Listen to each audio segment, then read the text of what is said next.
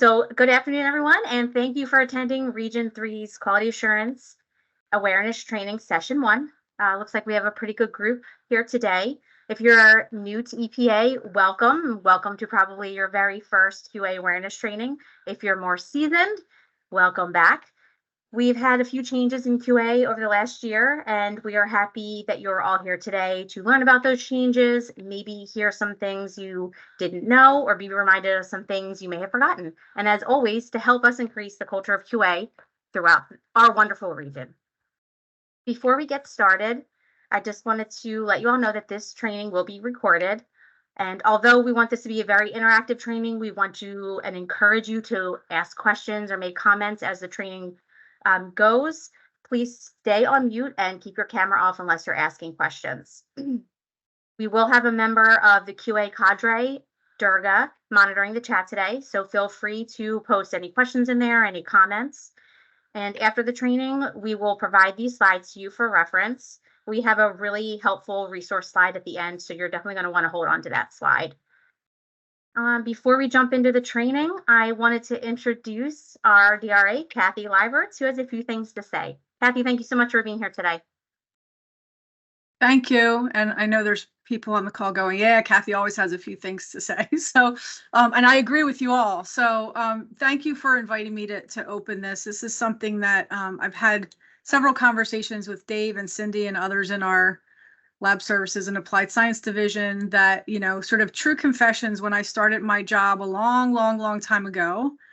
And I had grant project officer responsibilities and other responsibilities that I kind of knew I had some QA responsibilities, but I didn't really understand it. I didn't know what questions to ask about it. And even when I had questions, I didn't feel quite so supported as I see what's happening now. So first of all, congratulations to LSAST for all the hard work they've done to get the program there, but also just as evidenced by 100 and some people making the time to be on this call, it's obvious to me that folks are taking this seriously and know the importance of it. So thank you to all of you because, you know, QA affects everything we do at the agency, whether someone has a direct responsibility or not. It affects everyone's work. It affects what the agency accomplishes.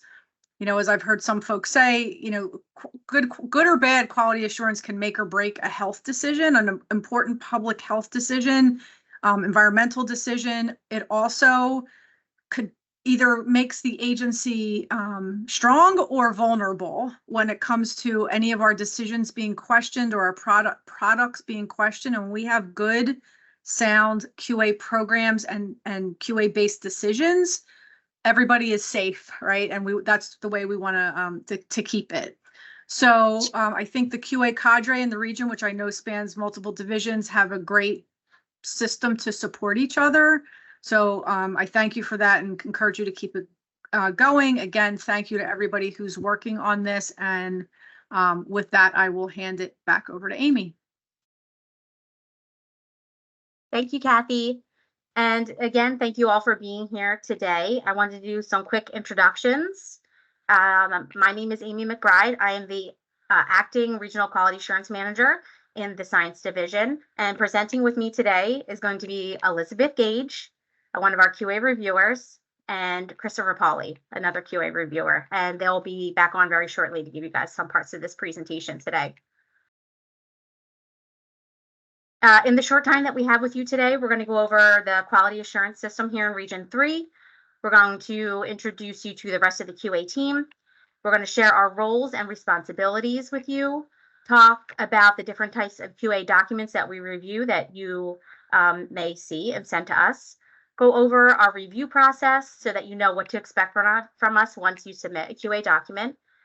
We'll briefly touch on QA assessments, and we'll provide you with a list of QA contacts, both within the QA cadre and within your divisions. And then lastly, we'll give you some really important and helpful QA resources. At the very end, we will have time for questions or discussions, but again, feel free to raise your hand or pop a question in the chat. So at this time, I'm going to pass it on to Elizabeth. Start us off today.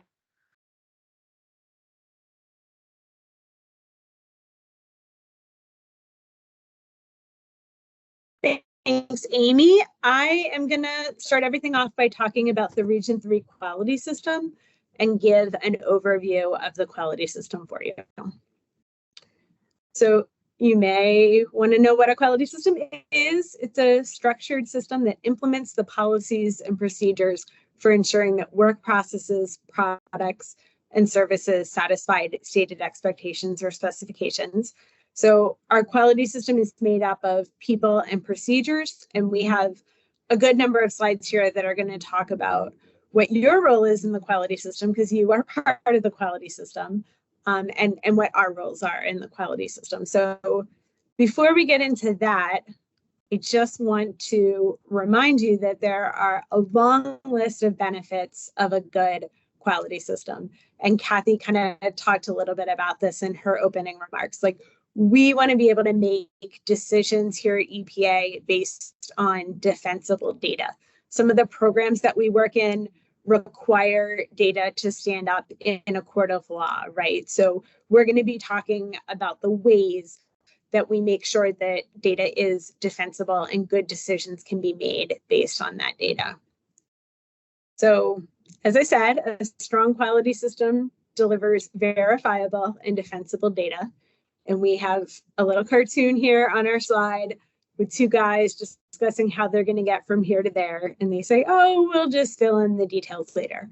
And that's humorous. It might be the way that you and your family decide to go on a vacation, or you might be the kind of family that put a lot of planning and thought into your vacation before you take it. So we emphasize planning here in the QA cadre, and we think that good planning is essential for your project. So we're going to talk more about that. Good planning is necessary to provide confidence, quality, and defensibility of data, which we need for our environmental decision making.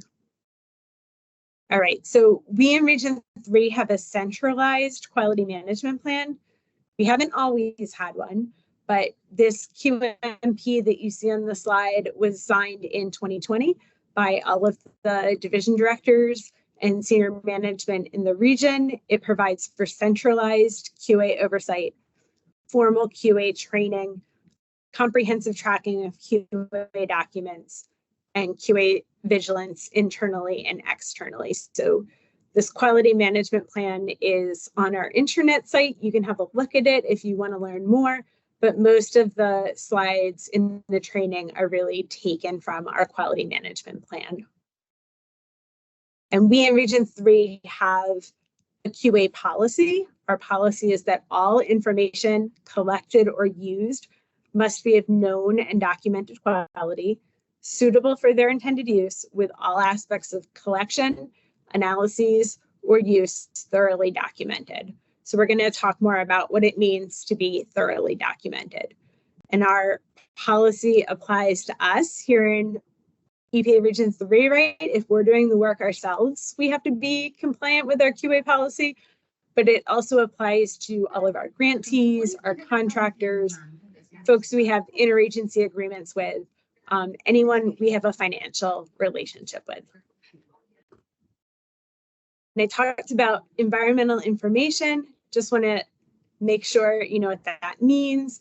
It includes all data and information that describe environmental processes or conditions which support EPA's mission for protecting human health and the environment. All right, so now we're going to take a moment to talk about roles and responsibilities for quality assurance, both within OSQA, our branch that Amy, Christopher, and I work in, and throughout the region. So first off, we just wanted to introduce you to the branch. We have folks working in Philadelphia and in Fort Meade, Maryland. Amy is our acting quality assurance manager, like she told you, and Kia Long is our acting branch chief right now. But you can see on this slide that we kind of divvy up who we're the points of contact for. So we'll have a slide at the end that shows who the point of contact is for each of the divisions. But things can shift around sometimes. Brendan Miller is currently on a detail and he's not with the group, and Amy is obviously on a detail as RQAM, so we do shift things around from time to time. You can reach out to any of us at any time. And to talk more about roles and responsibilities throughout the division, we have this slide. I know this is going to look real small on your laptop, but it's taken from our QMP, and it just shows across the top the senior management here at Region 3, the division directors for all of the divisions who are, their signatures are on the front of our QMP. And then it shows the more special relationships within the science division where we work. So we're going to talk more in the future slides about the Regional Quality Council, and we're going to talk more about the roles of the designated program managers. And you might be a designated program manager, and you might have a special responsibility for QA. So we're going to talk more about that on the next slides. But just so you know, QA is the responsibility of everyone here in Region 3, not just folks in the science division.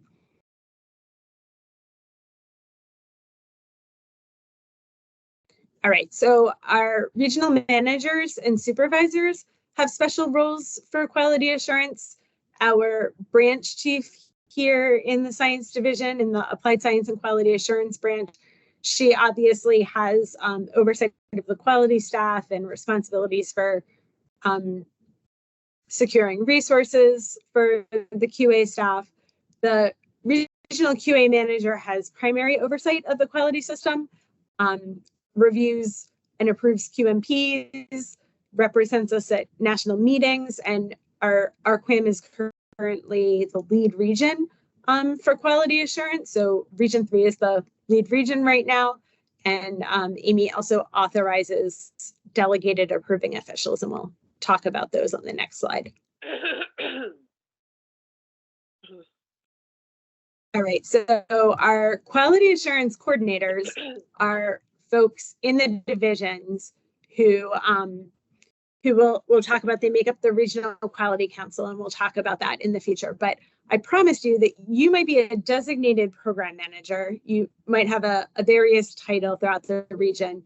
You might be an OSC or an RPM or a project manager, or depending on your job title, you might be a designated project manager.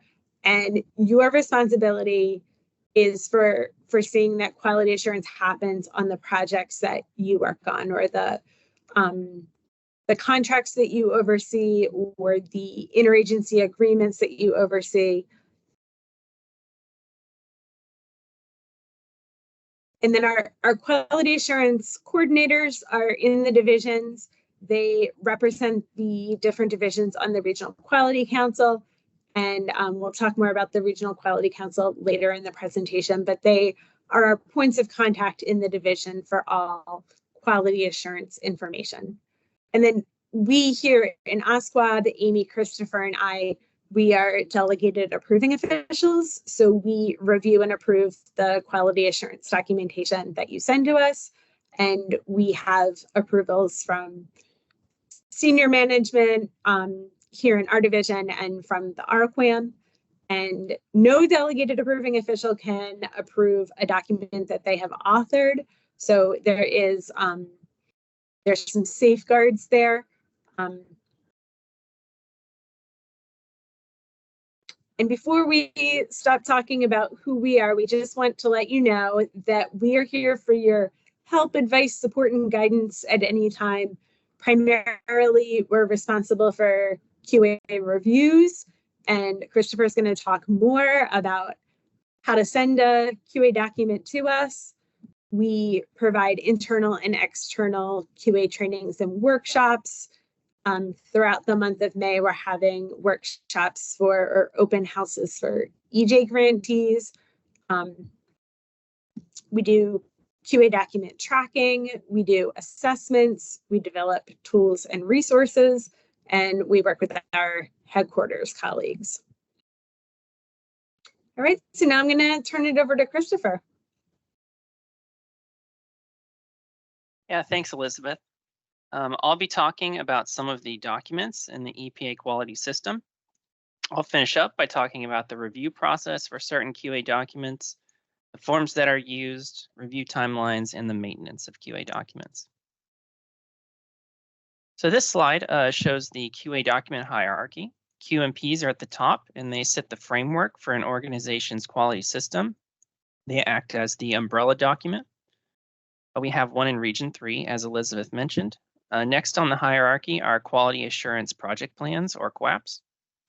They describe in detail the technical activities or projects that are being conducted. An organization can have multiple of these.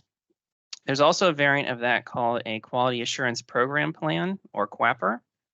In this instance, QA requirements would remain the same between projects, but perhaps the geographic locations would be changing, so it's easier to write one set of quality assurance specs for all these different locations. And then finally, at the bottom of our hierarchy, we have standard operating procedures, or SOPs. And basically, these are labor-saving documents in the sense that they are routine, reoccurring elements of a project that only need to be written once. They can be incorporated many times into different projects as needed. So typically, we'll have a QMP plus a QAP, or a QMP plus a QAPR with an FSP. And an FSP is a field sampling plan that contains details that differ from site to site. So this combination must meet the project objectives as approved by the quality manager. These documents must be EPA approved prior to the beginning of any environmental information operations. In addition, some contracts or financial agreements have competency requirements in place. The EPA quality website has more information on these, often in the Code of Federal Regulations. And we realize that one size doesn't fit all when it comes to these documents. The amount of detail required in a document is dependent on the importance of the project, its impact, and what the outcome might be in the case of an error. So this is called the graded approach by EPA. It results in these documents differing in length and the amount of details. So EPA released an updated QMB standard in January of last year. This new standard defines expectations for extramural partners and should be referenced when drafting a QMP. There are 18 elements to the QMP standard. During EPA review, an agency quality official will review the QMP for the presence and acceptability of the criteria above. And if an element is not applicable to your agency's quality system, language detailing why that element is not applicable should be included. And obviously, we don't expect you to remember all of these now. We have a link on our intranet site and internet where you can go and read about them. And in addition, there'll be a live link to the document at the end of this presentation. So what is a QAP? QAP integrates all technical and quality aspects of a project, including planning, implementation, and assessment. The purpose of the QAP is to document planning results for environmental data operations and to provide a project-specific blueprint for obtaining the type and quality of environmental data needed for a specific decision or use. So it's developed using a systematic planning process, and no work covered by this requirement can be implemented without an approved QAP available prior to the start of the work, except under circumstances requiring immediate action to protect human health or the environment. So the QAP is developed in the planning state of a project, and the level of detail that it provides is guided by the graded approach. This document is approved by the quality assurance manager or a person with delegated authority.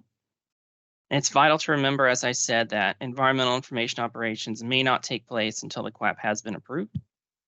However, you should also remember the QAP is a living document. It can be changed as needed, right? It's a plan.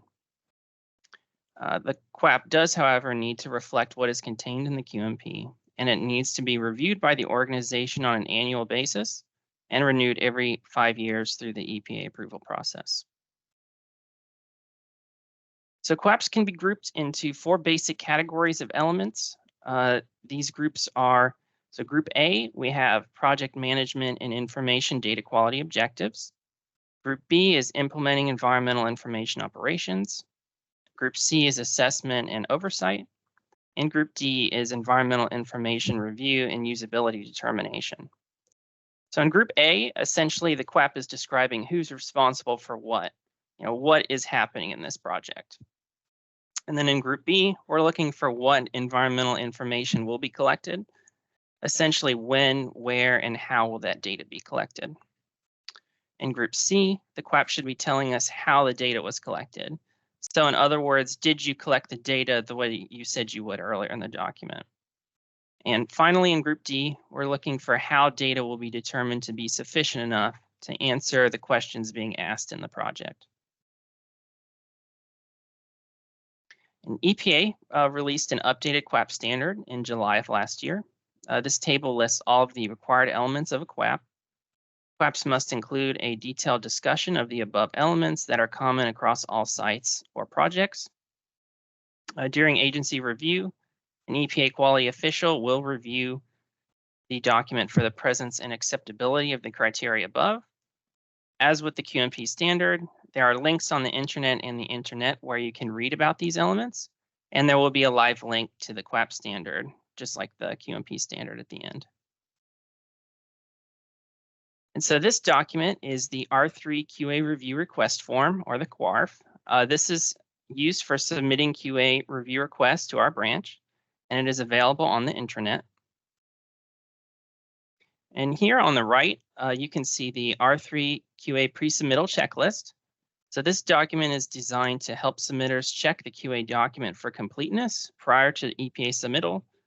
So the questions listed represent common omissions, which render a document incomplete towards meeting EPA QA requirements. And this document is also available on the intranet and the internet. And there's a time frame that needs to be considered when you plan your projects. It's extremely important to plan your project, especially your plans surrounding sampling events, around this process towards document approval. So once the document is submitted to us for review, we have 45 days to complete the review. At that point, EPA comments are sent to the submitter of the document. If revisions were necessary, we have 15 days upon receipt of the revised document to either approve the document or request additional revisions. And once we complete our review, we respond in one of three different ways. The first is approval. In this case, environmental information operations may occur as planned. Second, we have conditional approval. In this case, environmental information operations may begin while some minor deficiencies in the document are being resolved. In this case, a resubmittal is required, typically within 30 days. And finally, the third way we respond is resubmission required. In this case, no environmental information operations may take place. So what do you do with the approved QA document? It needs to be distributed to project personnel as outlined in the QMP and the QAP. It needs to be accessible during project activities, including fieldwork. The original should be retained as an official record, and it's important to remember to document data collection and project activities. And this slide details QA document lifespans. QMPs, QAPs, and QAPers are valid for up to 5 years. SAPs and FSPs are valid for the duration of the project, and SOPs should be reviewed annually. However, all of these documents need to be reviewed annually. So now I'll hand it off to Amy, who will be talking about quality assessments. Great. Thanks, Christopher. So like Christopher said, let's talk about assessments. Assessments are the check step in EPA's Plan, Do, Check, Act quality model. This is where the planned activities from the do step are checked, and the question is asked, did things go as planned? If not, why not? This is when the results are evaluated in terms of performance, and where the environmental information is analyzed to determine if the project was successful. If it wasn't, how it be corrected and then reincorporated into the planning step. There are a few different types of assessments that you may see done. Sorry, I saw something pop up in the chat on my thing. I'm sorry. So these are a few different types of assessments that you may see done. Management assessments, which will look at an organization's quality program and make sure they have a quality system and that they are following what's required in their quality system documents. There are technical assessments, which some of you may be a part of, This is where you're looking to ensure the implemented operations and results comply with the documented activity and are suitable to achieve the data quality goals. These are things like a readiness review or a technical systems audit, peer reviews. During data assessments, you're looking at the data and making sure that criteria specified in the QA documents have been met. Is the data of good quality and is it usable for its intended use? These are assessments such as data validation, data verification, and data quality assessments. These types of assessments should be mentioned in QA documents. The QMP should discuss assessments as well as the QAPs, and sometimes FSPs may require specific assessments if they're project specific. I also want to note that we also get assessed. So every 3 years, headquarters looks at us. And I also wanted to make note that with all of these really great grants that we're getting this year, OIG is currently and will most likely continue to assess these programs and these grants. They're going to look to make sure that all the required documents are received by EPA. So there will be OIG oversight, and assessments are critical to ensure that the projects under these grants are implemented properly and progress accordingly.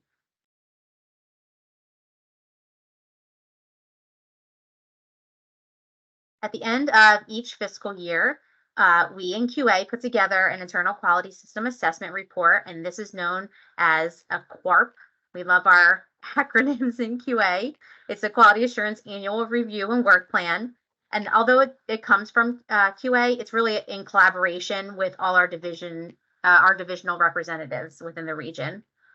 We are required to send this to headquarters at the beginning of the fiscal year for the previous fiscal year.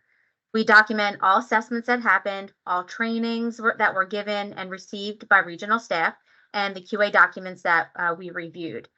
Then we also let them know what we're planning on doing and hoping to accomplish in the coming year.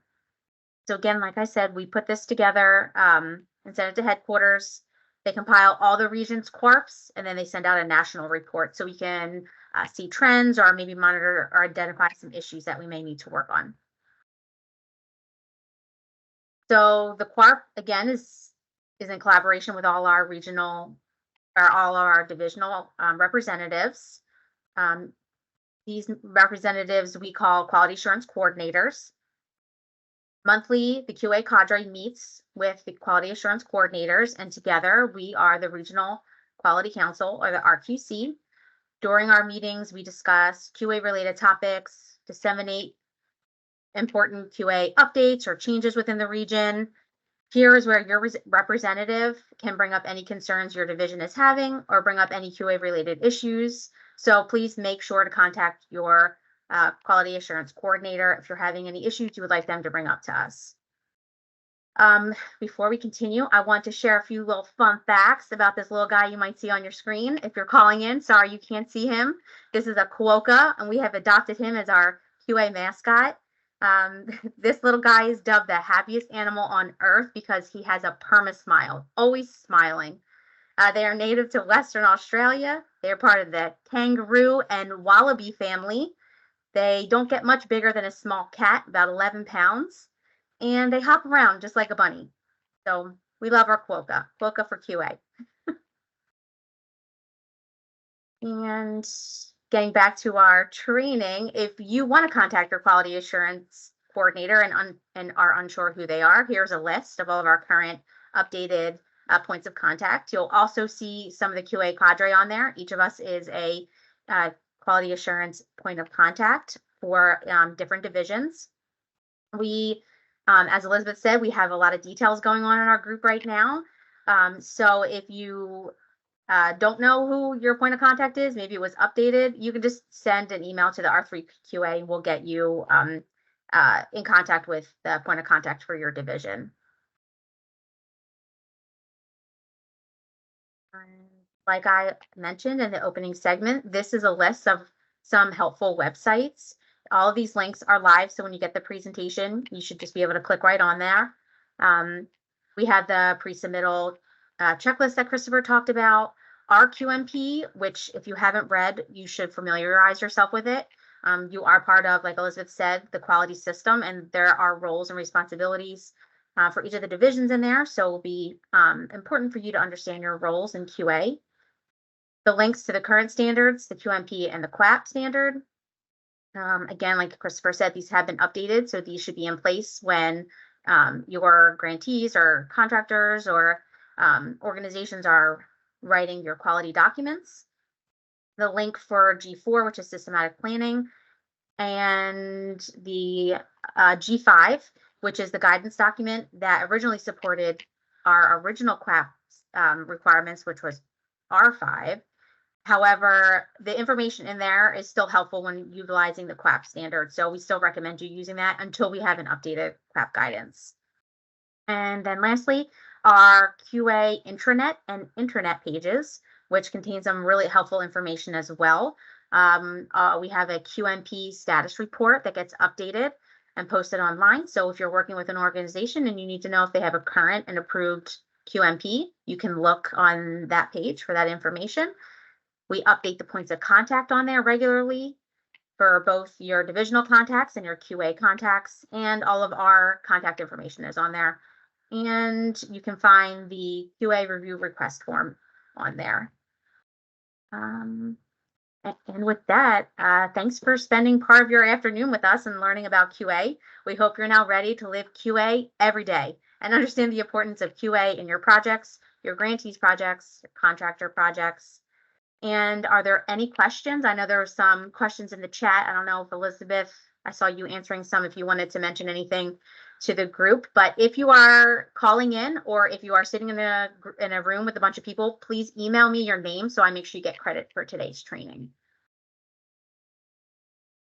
So Amy, I answered a question in the chat about the slides being available at the end of the training and the training being recorded. And we are planning to post the recording on our intranet site when it's available. It will replace the one that's currently on there from last year.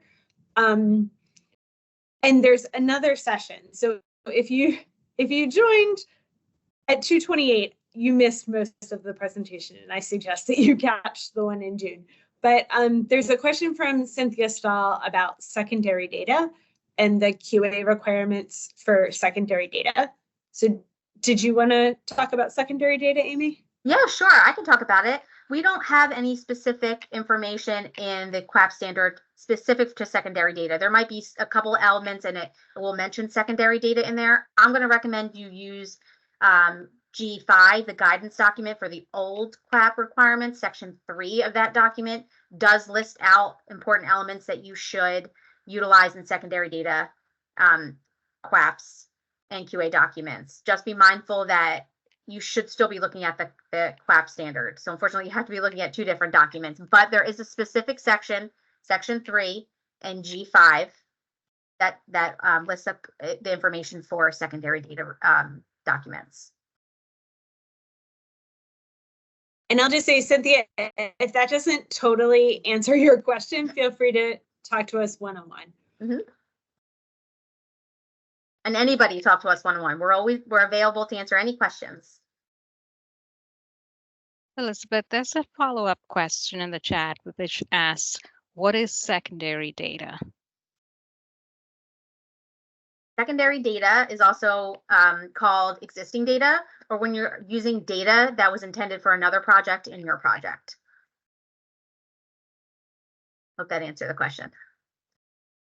Yeah, so some examples of secondary data, if you do like a literature search and you're using data from the literature, or you're using census data information collected by another agency. But anytime you're using data that you didn't collect yourself, and you're using it in a different way, you would still do a QAP for your secondary data, just to talk about what kind of quality assurance happened when that data was collected and whether or not the data would be appropriate for what you're using it for now.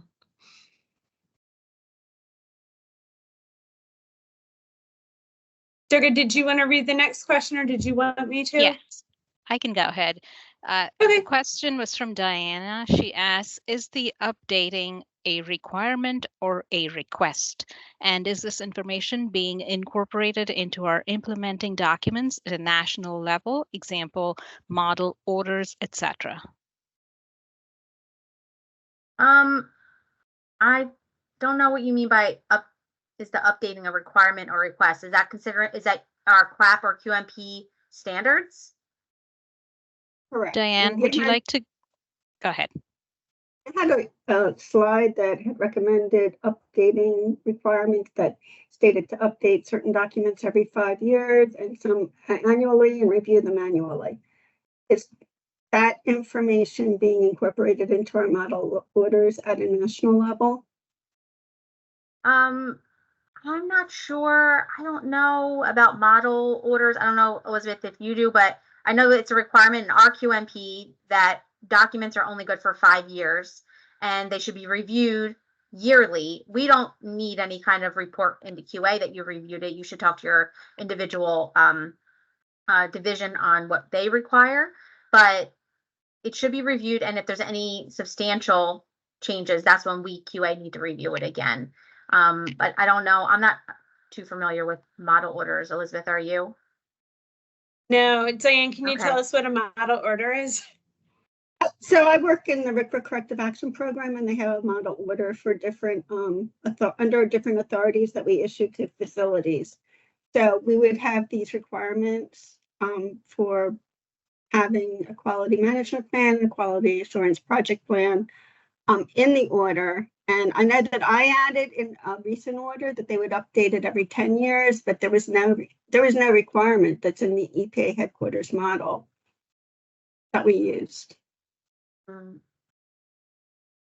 I think that's really helpful for us to know and consider where Bruce Salinger is our point of contact for LCARD, and he and Amy have been having lots of conversations with Record Corrective Action. So I maybe what we did 5 years ago might all be changing, right, as we kind of implement our centralized QA system. Is that fair to say, Amy?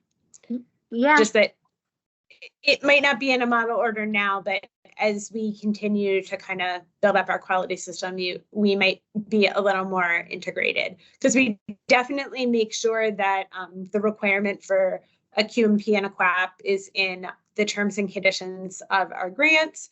And, it's just we're continuing to build the culture of QA here in the region. And like Kathy said, when she was a project officer just starting out at EPA, right? Like things were different then. So we're always trying to do a little bit better. I have one additional question, if I may. One of the questions I get when I work with federal facilities is if we could use the federal facility uniform QAP. And I didn't know if there was any objection to using that, or if we have to use the agency documents. The UFP QAP? Correct. Yeah, we get the UFP QAPs all the time. We don't really care which way we get the QAP, as long as we get one. I will let you know that has not been updated to go along with the current QMP or QAP standard. I don't know the timeline for that to be updated, but we don't set the requirement for when that's supposed to be utilized. Some of us really prefer it because it can help our reviews be a lot faster, because it makes sure that everything's organized in tables and figures, and it's so if anything, we recommend using the UFP format if it works for your program and your project. Thank you. Next question is from Garth. If I have an EJ grantee has QA problems, I can refer them to you, right? Absolutely. Yes, you can. We just like that. If they need to talk to us, just make sure they loop you in. We always like them to go through you and then come through us, just so that you guys are both on the same page, you know what's going on, and they don't directly contact us without you on an email. But I don't know if Elizabeth wants to jump in and talk anything more about EJ. I know she's our point of contact for EJ.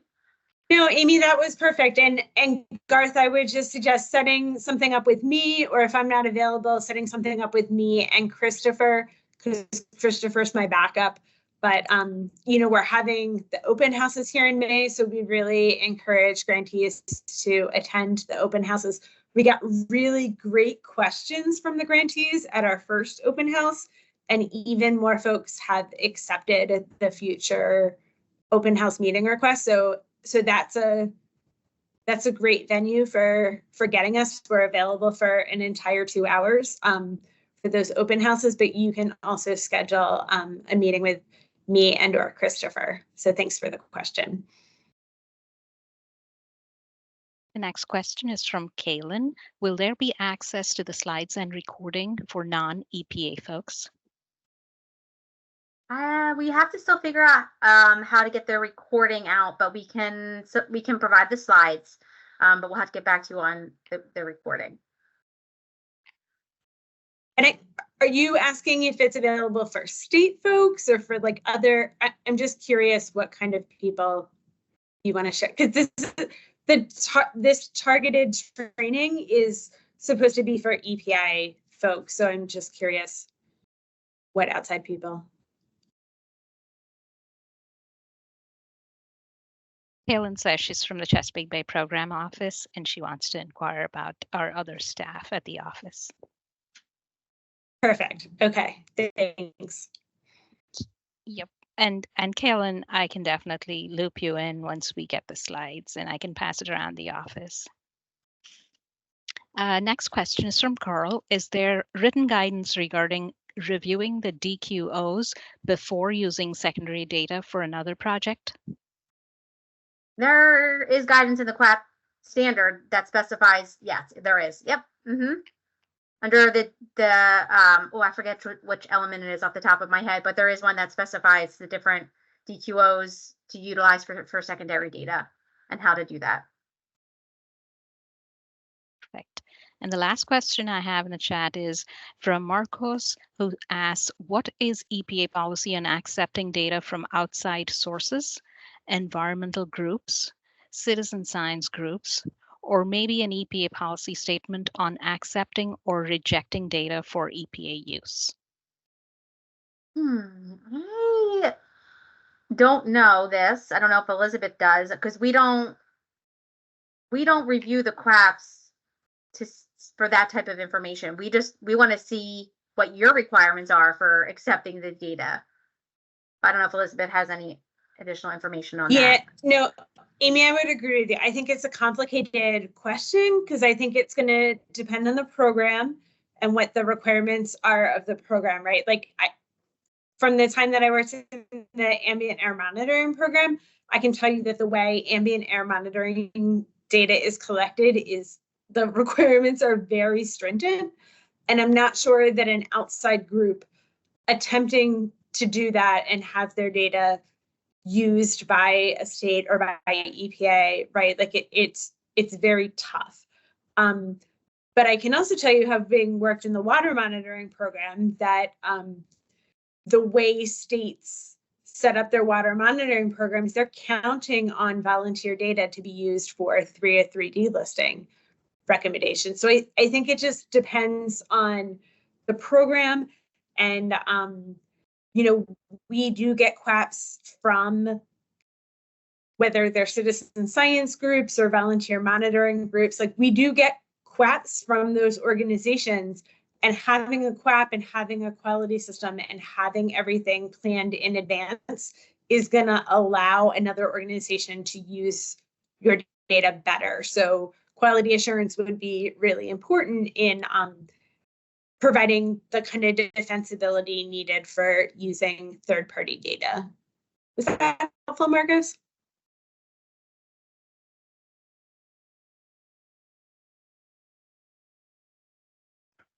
Yeah, there you go. I was trying to get my mic unmuted. I think it does help. It's certainly in those.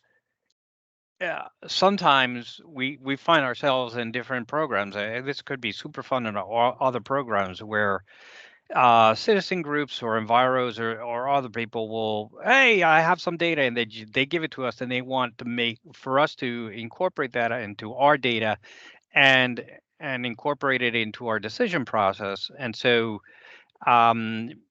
politely we will say no, but the real answer is that the data was collected in a way that we could not we don't have any quality assurance associated with that data, and so we could not, should not receive accept that data, because that data could affect our or come into question in our decision making later. It goes to court and they say, hey, you accepted this data, where's the quality assurance for this data? It's like, well, no, we just accepted it from this Enviro group. Could a court basically say, well, that doesn't meet the rest of your standard, and so why would you accept that, as part of your process? I guess I'm looking for like just a general statement that if somebody were to present us with a data package, which that has happened just to us recently in Superfund, where we could just say, you know, or read the statement and just basically say no, thank you. Yeah, I think obviously they need to follow our methods. They need to use an accredited lab. Like there are all kinds of things that we would check for if they submitted a QAP for us, but it would 100% vary based on the program and how comfortable the program is with outside data. And like I said, the water programs tend to be more accepting of volunteer data, and they count on having volunteers to assess all of their streams. Yeah, I mean, to be more specific without actually giving away names and specific cases where this small environmental group decided to take their own data. They did have a scientist associated with the data collection. Allegedly, the scientist has some street credibility. But so they collected the data, they got it analyzed, and they were trying to make a case to us, of which we intended to make our case independently. And yes, we did everything. We submitted a QAP, it got approved, and did all the work, and eventually we will have some data that we may either verify or reject the results that they submitted, but we're not comparing, we're not accepting that data for comparison, because again, it did not follow what we normally follow, which is this process. And so I guess in other words, it's just trying for us to try to have some kind of statement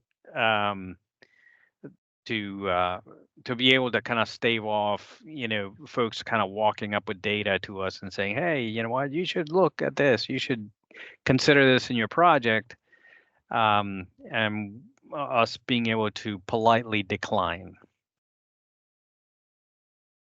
particularly if a project may actually go for cost recovery, which it's going to go.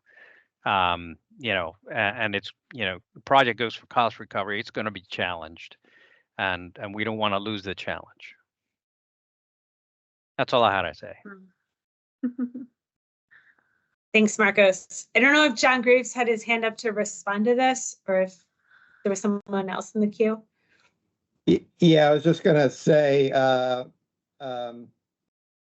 one thing you might want to take a look at is the assessment factors, which they came out over 20 years ago, but they were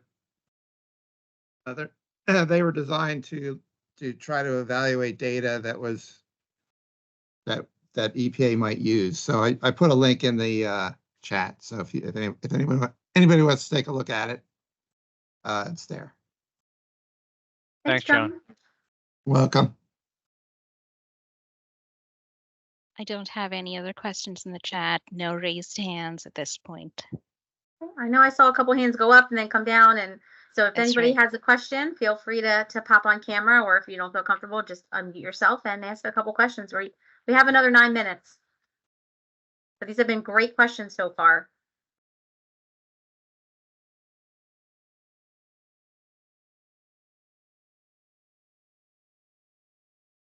All right, well, I won't keep everyone. There's no other questions. All right, awesome. Well, thank you all for being here, and have a wonderful rest of your afternoon. And spread the word to your colleagues that weren't here today how wonderful our QA training was, and they can join us in June. Thank you, everybody. Thanks, Amy, Elizabeth, and Christopher. Thanks, Daria. And thanks for monitoring the chat. Thank you. No worries. Bye. Thanks all.